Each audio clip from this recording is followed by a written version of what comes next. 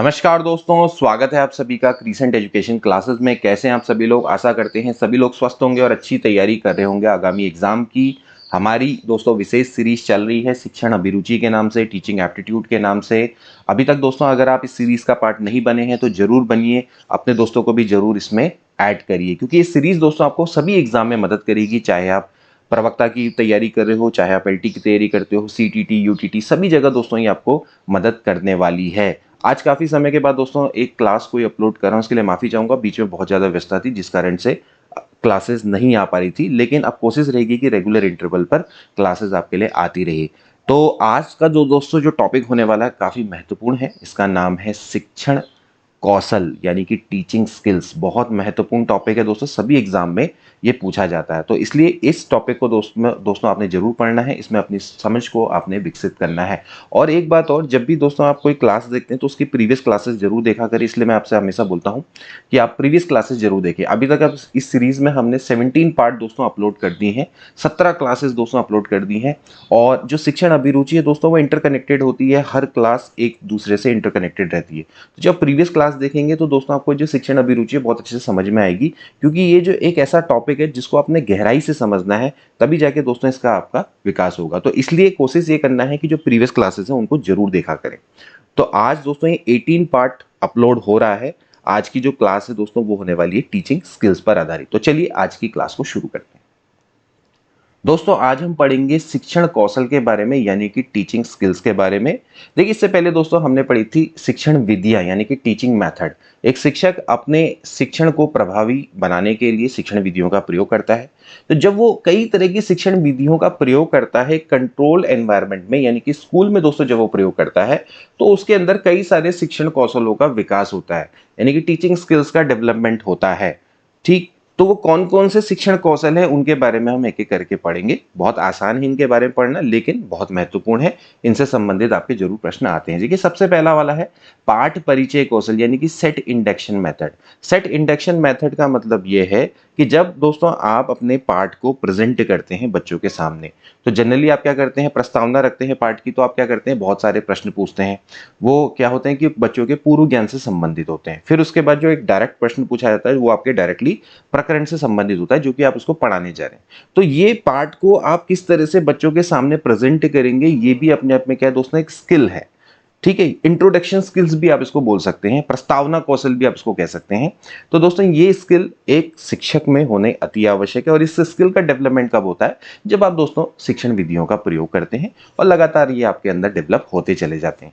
इसके बाद नेक्स्ट देखेंगे भैया, आता है उद्दीपन परिवर्तन कौशल। उद्दीपन परिवर्तन कौशल एक दोस्तों बहुत महत्वपूर्ण कौशल है। स्टिमुलस वेरिएशन स्किल दोस्तों इसको बोला जाता है। स्टिमुलस वेरिएशन स्किल दोस्तों सिंपल है कि शिक्षक क्या करता है, जानबूझ के अपने हाव भाव में परिवर्तन लाता है, जानबूझ के क्लास में आगे पीछे चलता है, अपनी आवाज में परिवर्तन लेके आता है। क्यों? ताकि जो छात्र हैं वो उससे स्टिमुलेटेड रहे, यानी कि चौकन्ने रहे क्लास में। अगर आप एक ही तरह का शिक्षण करते चले जाओगे, लाइक बहुत नीरस आप बुक का पढ़े जा रहे हो पढ़े जा रहे हो पढ़े जा रहे हो, तो बच्चा क्या हो जाएगा, बोर हो जाएगा। तो आपने क्या करना है, बच्चे को स्टिमुलेटेड रखना है, यानी कि अपनी ओर को आकर्षित करवे रखना है। तो उसके लिए आप क्या करेंगे, कभी आप अपने हाव भाव में चेंज लाएंगे, कभी आप बच्चे को आंखों से इशारे करेंगे, या फिर पॉइंट आउट करेंगे उंगली से, या कुछ भी करेंगे, आगे पीछे चलेंगे, ताकि बच्चे क्या रहें, स्टिमुलेटेड रहें, पढ़ाई करते रहें। बीच बीच में ऐसा ना होगा कि आप पढ़ा रहे हैं पीछे से और बच्चे वहां पर बोर हो रहे हैं या सो गए, तो ऐसा नहीं होना चाहिए। तो आपको लगातार क्या करना चाहिए, स्टिमुलस वेरिएशन लाता रहना चाहिए। तो आप कुछ ना कुछ करते रहेंगे क्लास में। तो ये भी अपने आप का दोस्तों क्या है, कौशल है, शिक्षण कौशल है, जो कि आप जब कई सारी वेरियस टीचिंग मेथड्स का जब आप यूज करते हैं, ठीक, तो ये आपके अंदर डेवलप हो जाता है। ठीक है, इसके बाद जो अगला आता है वो आता है बूझने वाले प्रश्न, यानी कि प्रॉबिंग क्वेश्चंस। जो प्रॉबिंग क्वेश्चंस दोस्तों एक कौशल है। ये भी एक ऐसा कौशल है जो कि शिक्षक अपने बच्चों को, जब कोई लेसन जब आप पढ़ा रहे हैं, तो अगर वो उस लेसन की गहराई को समझाना चाहता है, यानी कि छात्रों को ये बताना चाहता है कि भैया इस लेसन में ये चीजें हैं, और एक तरह से बच्चों की जो पाठ में गहराई है उसको विकसित करना चाहता है। ठीक, तो इसलिए दोस्तों बूझने वाले प्रश्नों का प्रयोग किया जाता है। इससे होगा क्या कि जो बच्चे हैं उनकी चिंतन शक्ति है उसका विकास होगा। ज़्यादा से ज़्यादा वो थिंकिंग करेंगे, ठीक है। और इसमें शिक्षक है वो भी मदद करता है छात्रों को, क्लू देता रहता है कि ऐसे करो ऐसे करो ऐसे करो, ठीक, जिससे कि वो उनकी समस्या का समाधान हो सके, ठीक। तो बूझने वाले प्रश्न का सीधा सीधा सा मतलब है कि आपको अपनी लेसन की गहराई तक अगर छात्रों को ले जाना है तो उसके लिए क्या है, प्रॉबिंग क्वेश्चंस को पूछा जाता है। इसके बाद दोस्तों अगला है उदाहरण द्वारा स्पष्टीकरण, यानी कि इलस्ट्रेटिंग विथ एग्जांपल्स। अब ये भी दोस्तों एक महत्वपूर्ण कौशल है। जब भी दोस्तों आप कोई पाठ पढ़ाते हैं और उसमें जब आप दोस्तों उदाहरण देते हैं, उदाहरण अगर आपके व्यवहारिक जीवन से संबंधित हो तो बच्चों को बहुत अच्छे से समझ में आते हैं, ठीक। तो कभी कभार कोई जो कॉन्सेप्ट है उनको समझाने के लिए शिक्षक कई तरह के उदाहरण देता है और उदाहरणों का प्रयोग करता है, तो उसका सीधे सीधे वो संबंधित होते हैं जीवन से। तो इस तरह का जो कौशल होता है इसका शिक्षक जब प्रयोग करता है तो उसको दोस्तों क्या बोला जाता है, उदाहरण द्वारा स्पष्टीकरण बोला जाता है। तो ये भी अपने आप में एक महत्वपूर्ण कौशल है। तो आप जब भी क्लास में जब पढ़ाएं तो जरूर उदाहरण दे, तो उदाहरण से क्या होगा कि बच्चों को वो कॉन्सेप्ट बहुत आसानी से समझ में आ जाएगा। इसके बाद दोस्तों जो अगला कौशल है वो है समापन, यानी कि क्लोजर। अब क्लोजर का मतलब क्या है कि आप अपने पाठ का समापन करने जा रहे हैं। जब आप अपने पाठ का समापन करेंगे तो इस तरह से करेंगे कि जो बच्चे हैं उनमें उत्सुकता बनी रहे नए वाले ज्ञान के लिए। यानी कि आपने आज पाठ को इस तरह से समाप्त किया कि बच्चों के अंदर एक क्यूरोसिटी जागी रहे कि भैया कल हम ये चीज पढ़ेंगे। तो उसको दोस्तों क्या बोलते हैं, समापन कौशल बोलते हैं। आपने एक शिक्षक होने के नाते किसी भी क्लास को जब आप फिनिश करते हैं तो फिर आपको क्या है कि जो छात्र हैं उनके अंदर उत्सुकता रहनी चाहिए नवीन ज्ञान को ग्रहण करने की, ठीक है। इसके बाद दोस्तों अगला जो कौशल आता है वो आता है व्याख्यान कौशल, यानी कि लेक्चर कौशल। अब लेक्चर कौशल क्या है, एक तरह से दोस्तों इसको हम कम्युनिकेशन स्किल्स भी बोलते हैं, संप्रेषण कौशल भी बोलते हैं। अब ये भी दोस्तों क्या है, एक शिक्षण कौशल है। शिक्षण कौशल इस तरह का कौशल है कि अध्यापक क्या है छात्रों के सामने लेक्चर देता है। अब लेक्चर भी इस स्टाइल में देता है कि जो छात्र हैं वो बस उसको सुनते रहते हैं, कहीं इधर उधर ध्यान नहीं देते। तो ये भी दोस्तों क्या है, एक स्किल है जो कि शिक्षण विधियों के द्वारा डेवलप होती है। इसके बाद दोस्तों जो अगला आता है व्याख्या कौशल, यानी कि skill of explaining. Skill of explaining का मतलब ये है कि जब कोई अध्यापक है वो छात्रों को जो नियम आप बता रहे हैं या कोई सिद्धांत बता रहे हैं, कोई कॉन्सेप्ट आप बता रहे हैं, कोई रूल अगर आप बता रहे हैं, तो उनके वो कैसे बने, क्यों बने, क्या बने, कैसे बने, उसके बारे में दोस्तों जब आप उसको एक्सप्लेन कर रहे हैं तो वो क्या कहलाएगा, स्किल ऑफ एक्सप्लेनिंग स्किल कहलाएगा, ठीक है ना, यानी कि व्याख्या कौशल कहलाएगा। सिंपल है। तो आपने सिंपली ये समझना है कि जब आप कोई कॉन्सेप्ट पढ़ाते हैं बच्चों को या कोई फैक्ट्स बताते हैं, ठीक है, या फिर कोई आप रूल बता रहे हैं, ठीक है, आप पाइथागोरस थ्योरम बता रहे हैं या आप आर्किमिडीज का सिद्धांत बता रहे हैं, तो आप कैसे बताएंगे उसको, तो आप उसके बारे में बताएंगे भाई क्यों हुआ, कैसे हुआ, ठीक है, किस तरह से हुआ। तो उसको हम बोलते हैं स्किल ऑफ एक्सप्लेनिंग। इसके बाद दोस्तों अगला आता है श्यामपट्ट का प्रयोग। अब श्यामपट्ट का प्रयोग करना भी यानी कि यूज ऑफ ब्लैक बोर्ड भी एक दोस्तों एक तरह का शिक्षण कौशल है। अब कई शिक्षक हैं वो श्यामपट्ट का प्रयोग के बिना पढ़ा ही नहीं सकते। देखिए जैसे आप एक मैथ्स के टीचर हैं तो आपको श्यामपट्ट का प्रयोग करना पड़ता है, ब्लैक बोर्ड का यूज अपने करना पड़ता है। और जैसे कई हिंदी के टीचर्स होते हैं तो उनका जो लेख होता है वो काफी सुंदर होता है। तो अगर आप श्यामपट्ट में लिखेंगे, उसके अलावा दोस्तों जैसे आप श्यामपट्ट में चित्र बनाएंगे, ठीक, तो इससे भी दोस्तों क्या होता है, बहुत बड़ा क्या है कौशल है। तो इससे जब आप क्या करते हैं श्यामपट्ट का प्रयोग करते हैं तो वो भी दोस्तों एक क्या है, एक तरह का शिक्षण कौशल है। इससे भी जो छात्र हैं वो आपके लेसन को जो आप पढ़ा रहे होते हैं उसको आप ध्यानपूर्वक देखते हैं जब आप श्यामपट्ट का बहुत अच्छे से प्रयोग करते हैं। कभी कभार जैसे आप एक इंग्लिश के टीचर हैं तो वहाँ पर जब आप स्पेलिंग पढ़ाते हैं या स्पेलिंग अच्छे से लिखते हैं तो वो भी दोस्तों क्या होता है, उससे भी छात्रों में काफ़ी प्रभाव पड़ता है। तो श्यामपट्ट का प्रयोग करना भी एक अपने आप में एक शिक्षण कौशल है। इसके अलावा दोस्तों आता है श्रव्य दृश्य सामग्री का प्रयोग, यानी कि use of audio visual aids.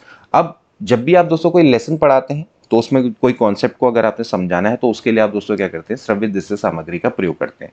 इससे बच्चों को क्या होता है कि वो कॉन्सेप्ट ज़्यादा अच्छे से समझ में आता है, क्योंकि उसमें उनकी दोनों इंद्रियों का प्रयोग होता है, देख भी रहे होते हैं, सुन भी रहे होते हैं, तो उससे जो उनको ज्ञान मिलता है वो स्थायी होता है, परमानेंट होता है, ठीक है।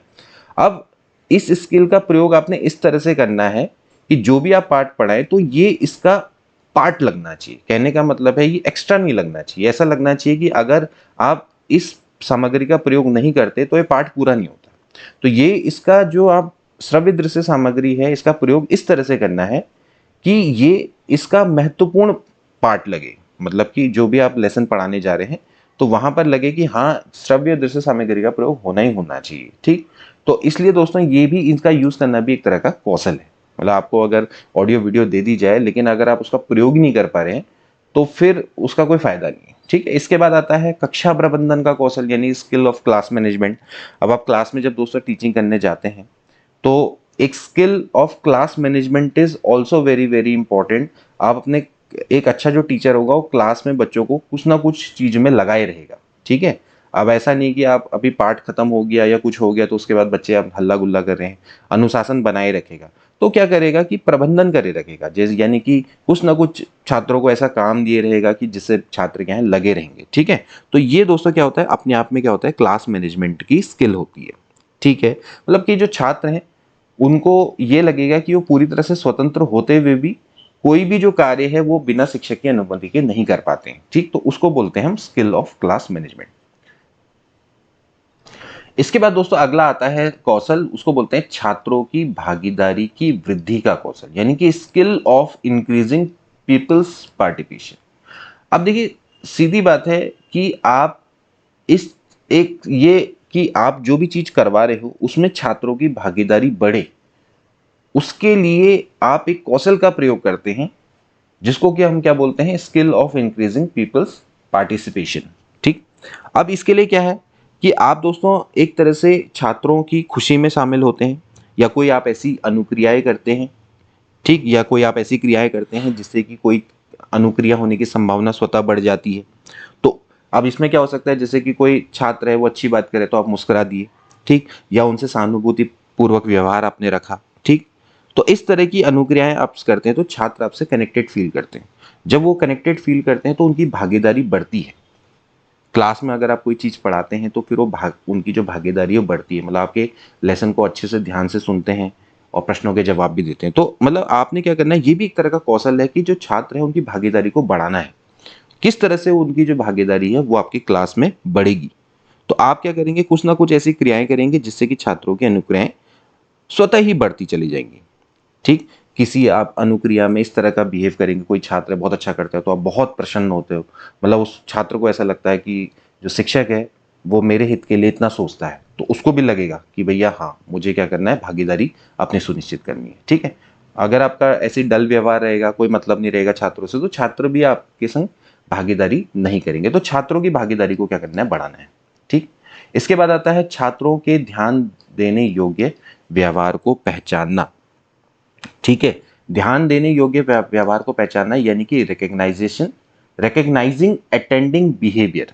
अब कोई भी जो शिक्षक होता है ना दोस्तों, वो छात्रों के हर व्यवहार पे ध्यान देने की कोशिश करता है। ठीक है, अब इससे क्या होता है कि कोई भी जो छात्र है उपेक्षित महसूस नहीं करेगा।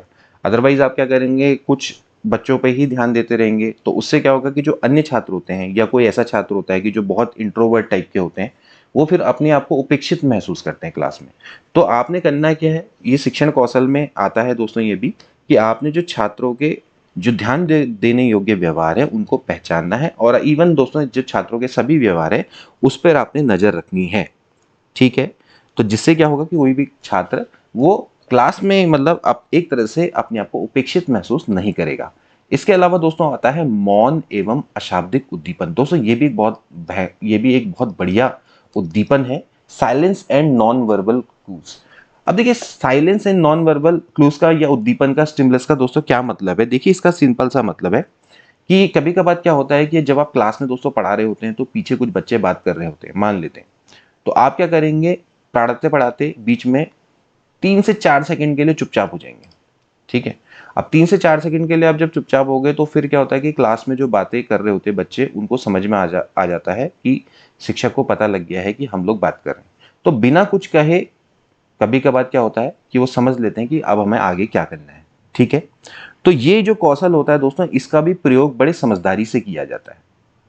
समझ रहे हैं, तो वही चीज है कि आप कभी कभार बोलते बोलते 4 या 5 सेकंड के लिए अपने आप चुप हो जाते हैं, तो आप बिना कुछ बताए छात्र आपकी बातों को आगे समझ जाते हैं। ठीक है, तो इसीलिए इस तरह के कौशल का प्रयोग भी कभी कभार शिक्षक के द्वारा किया जाता है जब कभी क्लास में अनुशासनहीनता फैल रही होती है। ठीक है, तो इसको बोलते हैं मौन एवं अशाब्दिक उद्दीपन। इसके बाद हम बोलते हैं प्रश्न पूछने का प्रभाव, यानी कि fluency of questioning. Fluency of questioning का मतलब ये है कि छात्र से शिक्षक इसमें लगातार क्या पूछता है, प्रश्न पूछता है और छात्र उसका लगातार उत्तर देते हैं। तो प्रश्न पूछने का जो फ्लो है ये भी अपने आप में दोस्तों क्या है, एक स्किल है। तो अध्यापक जब भी इसमें प्रश्न पूछता है तो छात्रों को क्या होता है, उत्तर देने होते हैं। ठीक है, खासकर ऐसे प्रश्न पूछे जाते हैं जिससे कि उनका क्या हो सके, रिवीजन हो सके। तो इसीलिए क्या होता है, प्रश्न पूछने का प्रभाव भी दोस्तों क्या है, अपने आप में एक शिक्षण कौशल है। इसके बाद दोस्तों जो अगला कौशल है, शिक्षण कौशल, वो आता है दोस्तों गृह कार्य देना, होमवर्क आप देखते हैं। तो होमवर्क देना भी दोस्तों अपने आप में क्या है, टीचिंग स्किल्स है। देखिए गृह कार्य हमेशा बोझ समझा जाता है छात्रों के लिए, लेकिन एक जो प्रभावशाली शिक्षक होगा या बढ़िया शिक्षक होगा, वो इस तरह से गृह कार्य देगा छात्रों को कि वो गृह कार्य उनके लिए चुनौती बन जाए और साथ ही साथ उनको मोटिवेशन भी दे। ठीक है, मतलब गृह कार्य वो इस तरह से बना देता है कि छात्रों के लिए उसमें करने के लिए बहुत कुछ हो, मतलब उनको काफी सारी चीजें सीखने को मिले और इसके अलावा मोटिवेशन भी उनको मिले। ठीक, व्यवहारिक जीवन के लिए उनके लिए उपयोगी है वो। ठीक, उसमें कई तरह की डाइवर्सिटी हो, विविधता हो। ठीक है, ताकि छात्र का गृह कार्य करने में हमेशा रुचि बनी रहे। ठीक, तो गृह कार्य देना भी अपने आप में क्या है, कौशल है। इसके अलावा आता है नियोजित पुनरावृत्ति यानी कि प्लान्ड रिवीजन। ठीक, अब देखिए नियोजित पुनरावृत्ति का मतलब या प्लान्ड रिवीजन स्किल का मतलब यह है कि कभी कभार क्या होता है कि जब आप कोई पाठ पढ़ाते हैं तो उसमें कुछ कठिन बिंदु होते हैं या कोई कठिन पार्ट होता है या अंश होता है। ठीक, तो आप क्या करते हैं, उसको बार बार रिवाइज करवाते हैं, इससे छात्रों को भी फायदा होता है। या कभी कोई छात्र बहुत अच्छा उत्तर देता है आपका, तो आप बार बार उस उत्तर को दोहराते हैं। क्यों दोहराते हैं, ताकि जो अन्य छात्र हैं उनको भी फायदा हो उससे। तो इसको बोलते हैं प्लान्ड रिवीजन, रिवाइज करवा के छात्रों के लिए वो जो ज्ञान है उसको स्थायी बनवाना है। तो इसको बोलते हैं नियोजित पुनरावृत्ति। ये भी अपने आप में क्या है, स्किल है। ठीक, इसके बाद आता है दोस्तों पुनर्बलन कौशल। इसके बारे में तो हम कई बार वैसे डिस्कस कर चुके हैं। पुनर्बलन, रेइनफोर्समेंट स्किल, रेइनफोर्समेंट स्किल्स ये भी अपने आप में एक स्किल है। ठीक है, पुनर्बलन का मतलब सिंपल सी बात है कि आप क्या करेंगे, छात्रों को एक ऐसा रेइनफोर्समेंट यानी कि एक ऐसी क्रिया करेंगे जिससे कि उनके द्वारा जो अनुक्रिया करने की संभावना पुनः बढ़ जाती है या फिर घट जाती है। अब जब बढ़ जाती है तो उसको हम सकारात्मक बोलेंगे, जब घट जाएगी तो हम उसको क्या बोलेंगे, नकारात्मक बोलेंगे। ठीक है, एक्चुअली क्या होता है, सकारात्मक, नकारात्मक और दंडात्मक 3 तरह के आपके पुनर्बलन होते हैं। ठीक है, जैसे कोई अगर बच्चा आपके सवाल का जवाब देता है तो आप क्या करते हैं, कहते हैं बहुत अच्छा, शाबाश, ये वो। तो इससे क्या होता है कि जो वांछित अनुक्रिया है उसकी संभावना दोबारा से बढ़ जाती है। बच्चा क्या करेगा, आगे भी जाके प्रश्नों के जवाब देगा और अच्छे जवाब देगा। ठीक है, नकारात्मक का मतलब यह है कि आप दोबारा से उस अनुक्रिया को नहीं चाहते, कोई अप्रिय अनुक्रिया है उसकी संभावना को कम करते हैं। ठीक, जैसे मान लेते हैं कि अगर कोई छात्र से आपने प्रश्न पूछा, वो गलत आंसर दे रहा है, तो आप बोलेंगे नहीं गलत है, बिल्कुल गलत है ना। तो इससे क्या होगा कि छात्रों को नकारात्मक पुनर्बलन मिलेगा, तो उससे उनके उस अनुक्रिया करने की संभावना कम हो जाएगी, यानी कि वो फिर गलत आंसर नहीं देगा, कोशिश होगा कि कम कम हो जाएगी। ठीक है, इसके अलावा फिर एक होता है दोस्तों दंडात्मक। दंडात्मक का मतलब यह है कि शिक्षक कोई गलत अनुक्रिया पर छात्रों को शारीरिक या फिर मानसिक रूप से दंड देता है, तो उसको हम बोलते हैं दंडात्मक पुनर्बलन। अब हालांकि हम पढ़ते हैं एजुकेशनल साइकोलॉजी यानी कि शिक्षा मनोविज्ञान, तो वहां पर दोस्तों वैसे दंडात्मक को कभी भी एक्सेप्ट नहीं किया जाता है। ठीक है, वहां पर कोशिश ये की जाती है कि हमेशा सकारात्मक पुनर्बलन ही दिया जाए। ठीक है, लेकिन सकारात्मक और नकारात्मक दोनों पुनर्बलन दिए जा सकते हैं, क्योंकि देखिए कोई गलत अनुक्रिया है उसकी संभावना को कम करना भी अपने आप में जरूरी है। तो नकारात्मक पुनर्बलन भी दिया जाता है और सकारात्मक पुनर्बलन तो दिया ही जाता है कि कोई सही अनुक्रिया है यानी कि वांछित अनुक्रिया है उसकी संभावना होती रहे। कोई बच्चा अगर अच्छा आंसर दे रहा है तो आगे भी और अच्छा आंसर दे। ठीक, तो ये चीजें दोस्तों पुनर्बलन में आती हैं। तो ये पुनर्बलन कौशल के अंतर्गत दोस्तों यहाँ पर आती हैं। ठीक, तो आप देख सकते हैं दोस्तों कि ये आपके 17 टाइप के शिक्षण कौशल थे दोस्तों। इसमें अन्य कौशल भी बन सकते हैं, लेकिन ये कुछ महत्वपूर्ण कौशल थे जिनके बारे में दोस्तों हमने डिस्कस किया। आप देख सकते हैं दोस्तों ये जितने भी शिक्षण कौशल हैं, जब जितना आप दोस्तों शिक्षण विधियों का प्रयोग करेंगे, इसमें इम्प्लीमेंटेशन करेंगे, उतना दोस्तों इन शिक्षण कौशलों का विकास होता है। आई होप दोस्तों आज का लेक्चर आपको अच्छे से समझ में आया होगा। मिलते हैं अगली क्लास में, तब तक के लिए good bye and take care.